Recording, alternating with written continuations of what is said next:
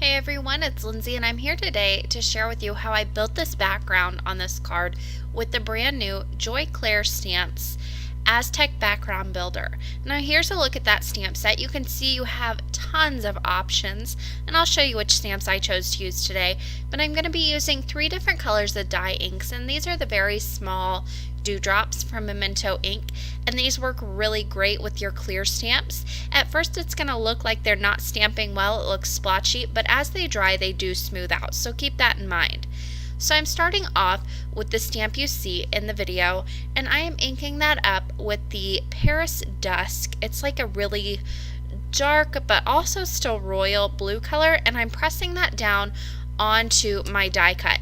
Now I masked off the scalloped edges of my die cut because I do want to leave a little bit of a white border around this. It's very thin, probably maybe 1/8 of an inch, maybe not even that much is masked off on all around the border of this die. But now I'm moving on to my pink ink, which is Rosebud, and I am stamping this arrow and little diamond shape. Next I'm moving on to this larger stripe here, and I'm kind of going in an order where I do a large stripe and then I'm doing a smaller detail stripe. Then I'm going up and I'm doing my large one. Now for this larger one I'm going to use the London Fog, which is a gray ink, and I'll just flip that over and stamp that down. Now you can see these are not as long as your A2 card size. However, you can build these. So they're clear stamps, you can see straight through them. You can stamp them once and then stamp another one right next to it to make these as long as you want. Now once I had that gray stamped down, I'm going back to the same stamp that I stamped in the pink ink, and I'm stamping it in pink again. I'm just going to flip it over and do it to where the arrows are facing up. So it's going to be the opposite way as the one I stamped on the bottom. And you can see as I'm building this background, I'm moving my stamps around, pushing them up a little bit, bringing them further down. I may take them to the right a little bit more, to the left, and because these are clear stamps, I can see straight through them and I know how it's going to look on my paper. Now I'm going back to my blue stamp that I stamped first, and I'm going to go ahead and ink it up in that same blue ink, and I'll stamp it, but now I'm going to have my pattern facing down. Now again, I'm going to have to stamp this again because I'm going to start my pattern over at this point. So I'll just go ahead and ink up that same stamp while it's still on the block. This time I'm going to flip it over, have the pattern facing up, and I will go ahead and stamp that right down. I'm going to leave just a small bit of space between the two stamps, so I've got a little bit of separation between the designs. So once I have that stamped down, I'm going to go back and do my pink stamp next. So again, I'm just going right back in that order. This time I'm going to have my arrows facing down like I did the first time I stamped it.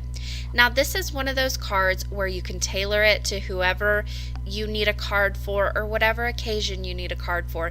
You can just switch up your colors, switch up your pattern, and really just play around with it. There's no right or wrong way to stamp these. It's all about what looks good to you.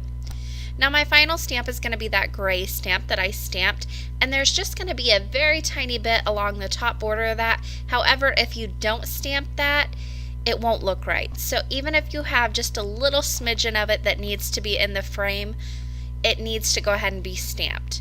So for my sentiment, I'm pulling out a sentiment from the Prayer Warrior stamp set. This is brand new as well. I've die cut a piece of hot pink cardstock, just a regular rectangle, and I have made this just slightly bigger than my sentiment. So I treated my paper with my embossing bag, and I'll go ahead and ink my stamp up with some Versamark ink and stamp it down. Now I'm using my Misty here. Of course you don't have to use a stamp positioner at this point or any time for that matter. I just decided to use it so I could get it right the first time. Now I'm going to go ahead and slide my bone folder in there so I keep my cardstock in place, and then I'll ink up my stamp again and give it a double stamping just so I know it's very well inked. And when I sprinkle on my white embossing powder, I know it's going to stick. And I did use a little detail brush just to clean up some extra powder. It's very dry where I live, so even my embossing bag doesn't keep everything on my little stray powder flecks off. Now I went ahead and heat set this. I'm using Stampin' Up! Cardstock here, and I do not know if anybody else has this problem, but whenever I heat set on it, it kind of changes colors a little bit, so you can kind of see it in the video. I'm not burning it. I don't know what's going on, but it kind of changes colors as it heats up, but it does change back. So I wanted to keep the main focus of this card on that background. So I'm going to go ahead and apply some fun foam and double-sided adhesive onto the back of that scalloped rectangle, and I am mounting that right onto an A2 top folding white card base. Now the only thing extra I'm going to do here is put down my little sentiment rectangle here, and again I'm going to pop this up with fun foam and double-sided adhesive. Whenever I have an overly simple card like this, I do like to add dimension because it does add just a little bit something extra. Now one other thing I am going to do is I'm going to add 5 little sequins here. These are silver and they go along with that gray color that I did stamp in, and that's going to tie in the gray too, since I don't have much stamping that is the gray color. Now I'm just applying 5 here. I'm using glossy accents to hold them in place, and I'm using my quick sticks tool just to put them down and in place so my fingers don't get glue all over my project. But you can see on that largest one, I did tuck that a little bit behind that sentiment panel, just to kind of offset it a little bit. And I do like to add odd numbers of my sequins and embellishments. I just feel it gives a nice balanced look to the card. But that finishes off today's card. I hope you all enjoyed this video, and as always I will leave you with this close-up and a few finished pictures.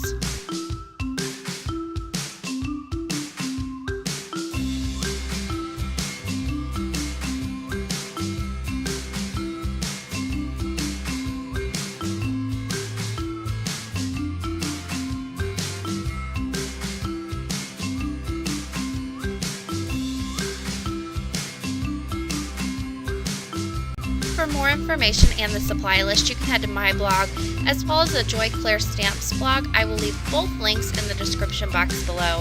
Thank you guys so much for watching today, and happy crafting!